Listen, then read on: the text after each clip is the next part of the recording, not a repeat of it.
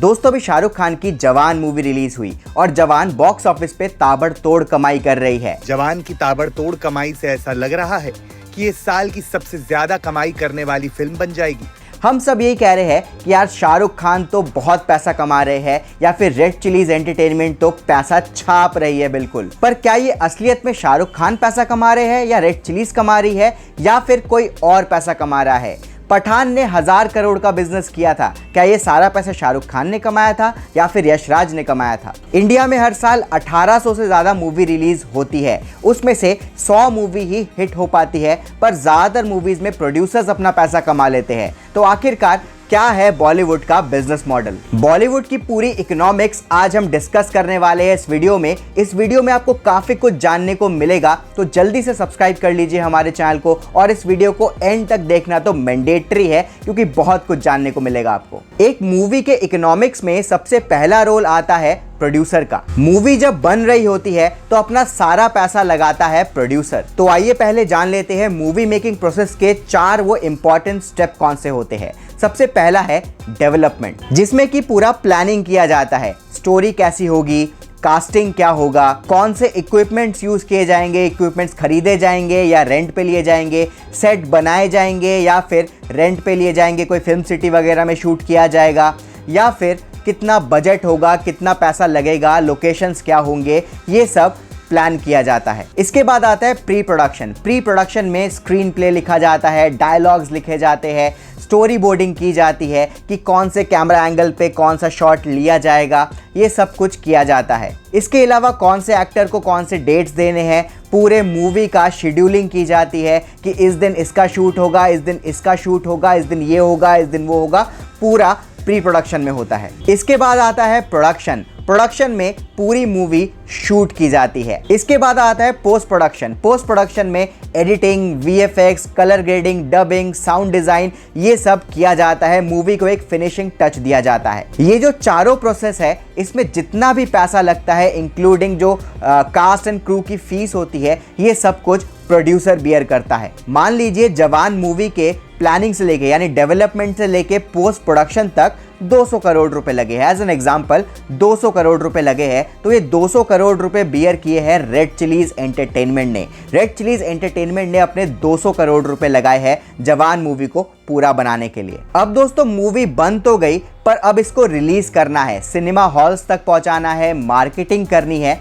तो इसके लिए रेड चिलीज एंटरटेनमेंट किसी डिस्ट्रीब्यूटर को पकड़ेगी। ज्यादातर केसेस में क्या होता है कि प्रोडक्शन हाउसेस जो मूवीज बना लेती है वो डिस्ट्रीब्यूशन के लिए किसी डिस्ट्रीब्यूटर को पकड़ती है, पर बहुत सारे बड़े बड़े प्रोडक्शन हाउसेस ऐसे हैं जैसे कि यशराज फिल्म, वो प्रोड्यूस भी खुद ही करती है मूवी और डिस्ट्रीब्यूट भी खुद ही करती है। जैसे कि अगर मैं पठान का केस लूं तो पठान को प्रोड्यूस किया था यशराज फिल्म्स ने और उसको डिस्ट्रीब्यूट भी यशराज फिल्म्स ने ही किया था। पर जवान में ऐसा सीन नहीं है। जवान में प्रोड्यूस किया है रेड चिलीज एंटरटेनमेंट ने, उसके बाद रेड चिलीज एंटरटेनमेंट ने अलग अलग जोन्स में डिस्ट्रीब्यूशन बांट दिया। अब दोस्तों प्रोड्यूसर्स और डिस्ट्रीब्यूटर्स के बीच जो डील होता है उसके भी अलग अलग तरीके होते हैं। पहला तरीका तो ये होता है, मान लीजिए 200 करोड़ में रेड चिलीज ने जवान बना दी। अब वो डिस्ट्रीब्यूटर को बोलेगा भाई 200 करोड़ का मेरा पूरा पैसा लगा है, 250 करोड़ रुपए मुझे दे दो, मेरी फिल्म ले लो, पूरी तरीके से बेच दी मैंने आपको फिल्म, अब जितना पैसा आप कमाओगे थिएटर से, सिनेमा हॉल से जितना पैसा कमाओगे वो सब तुम्हारा। या फिर एक और तरीके की डील होती है जिसको कि प्रॉफिट शेयरिंग डील कहा जाता है।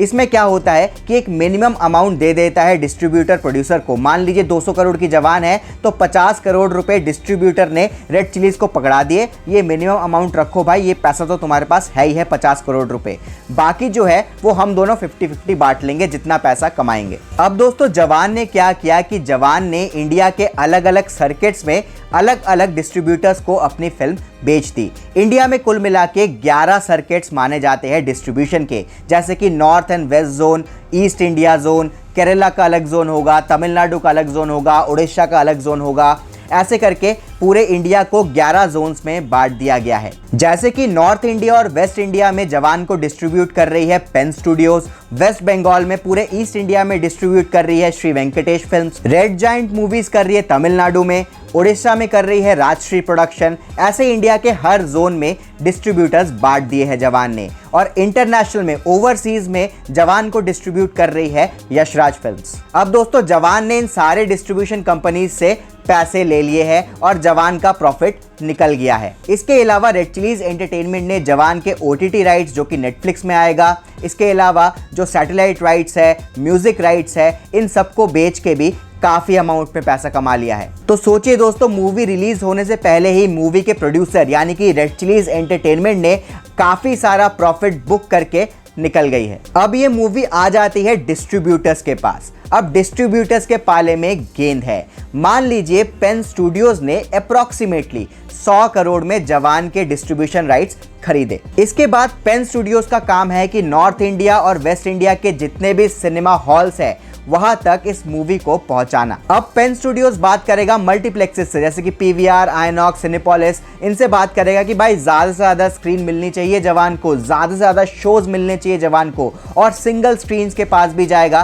कि भाई अपने सिनेमा हॉल में तो जवान ही लगनी चाहिए, इसी में प्रॉफिट मिलेगा आपको। तो जो डिस्ट्रीब्यूटर्स है उन्होंने फिल्म थिएटर्स में लगवा दी। जितने भी एग्जीबिटर्स है, एग्जीबिटर्स यानी सिनेमा हॉल्स के ओनर, उनसे डील करके सिनेमा हॉल में लगवा दी फिल्म्स। अब जो डिस्ट्रीब्यूटर्स है वो पैसे कैसे कमाएंगे? तो एग्जीबिटर्स के साथ अब उनकी डील होती है। मान लीजिए मल्टीप्लेक्सेस है, मल्टीप्लेक्सेस का जो शेयर होता है वो वीक वाइज होता है। फर्स्ट वीक में जितने भी टिकट सोल्ड होगी, टिकट बेच के जितना भी पैसा कमाया जाएगा उसका 50% डिस्ट्रीब्यूटर को मिलेगा और 50% सिनेमा हॉल वाले रखेंगे। सिंगल स्क्रीन में ये रेशियो अलग होता है। सिंगल स्क्रीन में 75% डिस्ट्रीब्यूटर रखता है और 25% सिनेमा हॉल वाले रखते हैं। फिल्म जितना पुराना होता जाता है डिस्ट्रीब्यूटर का शेयर कम होता जाता है और सिनेमा हॉल का शेयर बढ़ता रहता है। मान लीजिए फर्स्ट वीक में ही जवान ने वेस्ट इंडिया और नॉर्थ इंडिया से 200 करोड़ रुपए की कमाई की।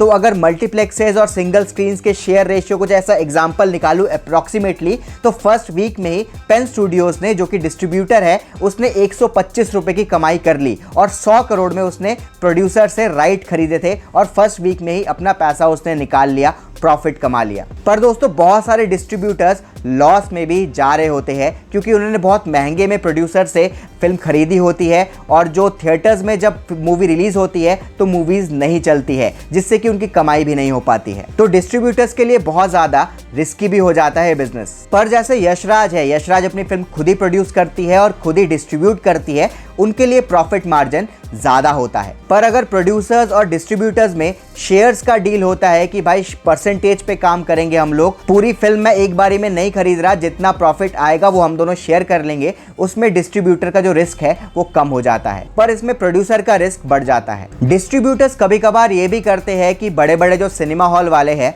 उनको एक लमसम अमाउंट में वो सिनेमा बेच देता है। जैसे कि PVR है, पेन स्टूडियोज PVR को बोलती है कि मेरे को 50 करोड़ रुपए दे दो और ये सिनेमा तुम ले लो, मुझे टिकट्स का कोई शेयर नहीं चाहिए, मुझे टिकट से कोई पैसा नहीं चाहिए, मुझे एक बारी में 50 करोड़ रुपए दे दो और ये फिल्म चलाओ जब तक चलाना है आपको। तो ऐसे ही पेन स्टूडियोज जितने भी सिनेमा ओनर्स है उनके साथ ऐसे डील्स कर सकती है। ये भी एक तरीका होता है डिस्ट्रीब्यूटर्स का पैसे कमाने का, पहले ही अपना रिस्क कम करने का। इसके बाद सिनेमा हॉल वाले कैसे पैसे कमाते हैं? जैसे कि मान लीजिए एक PVR है, किसी एक जगह पे, दिल्ली के एक जगह पे एक PVR है, वो PVR ने जवान को लगा के फर्स्ट वीक में 5 करोड़ रुपए कमाए टिकट सेल से।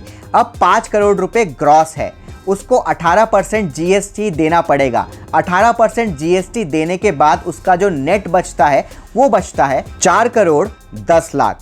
4 करोड़ 10 लाख नेट प्रॉफिट हुआ है उस सिनेमा हॉल को। अब दोस्तों फर्स्ट वीक में उसका 50% उसको देना पड़ेगा डिस्ट्रीब्यूटर को, यानी कि अब उसके पास बचा 2 करोड़ 5 लाख। 2 करोड़ 5 लाख ये सिनेमा हॉल वालों का प्रॉफिट है। अब वो उसमें अपनी कॉस्टिंग भी निकालेगी कि भाई जो उन्होंने सिनेमा दिखाया, सीट्स क्लीन किया, मेंटेनेंस किया, इन स्टाफिंग है, सैलरी देनी है, इन सब का खर्चा काट के जितना पैसा बचता है वो उनका प्रॉफिट होता है। हालांकि सिनेमा हॉल वाले टिकट से उतना ज़्यादा पैसा नहीं कमा पाते जितना वो खाने से कमाते हैं, पॉपकॉर्न और कोल्ड ड्रिंक से कमा लेते हैं। जो दोस्तों 20 रुपए का पॉपकॉर्न बाहर मिलता है वो वहाँ पे 250 का मिलता है, 20 रुपए की पेप्सी वहाँ पे 150 की मिलती है, पिज़्ज़ा बर्गर ये सब बहुत ही हाई रेट पे मिलता है, हज़ार रुपए का उन्होंने वो बनाया होता है, पूरा कॉम्बो बनाया होता है, तो इससे वो बहुत ज़्यादा पैसे कमा रहे होते हैं। तीसरा अर्निंग सोर्स है एड्स का। अभी जब मैं जवान देखने गया था तो जवान शुरू होने से पहले 20 मिनट तक सिर्फ एड्स ही चले थे। तो जितनी बड़ी मूवी होगी उतने ज़्यादा एड चलेंगे और एडवर्टाइजर्स को भी फ़ायदा है इसमें, क्योंकि ये टीवी या ओटीटी में नहीं है कि भाई ऐड चल रहा है और आप कहीं और देख रहे हो या फिर उसको स्किप कर रहे हो। जो लोग सिनेमा हॉल में सिनेमा देखने आए हैं उनको सीट पे बैठना ही पड़ेगा, बैठे रहना ही पड़ेगा, उनको ऐड देखना ही पड़ेगा, चाहे वो चाहे या ना चाहे। तो ये एडवर्टाइजर्स के लिए बिल्कुल पैसा वसूल तरीका है। तो दोस्तों मैं आशा करता हूँ इस वीडियो से आपको समझ में आ गया होगा कि प्रोड्यूसर्स, डिस्ट्रीब्यूटर्स और एग्जीबिटर्स तीनों पैसा कैसे कमाते हैं, अपना प्रॉफिट कैसे निकालते हैं। और ऐसे शानदार वीडियोस देखने के लिए, एक्सप्लेन्ड वीडियोस देखने के लिए सब्सक्राइब कर लीजिए हमारे चैनल को। जय हिंद।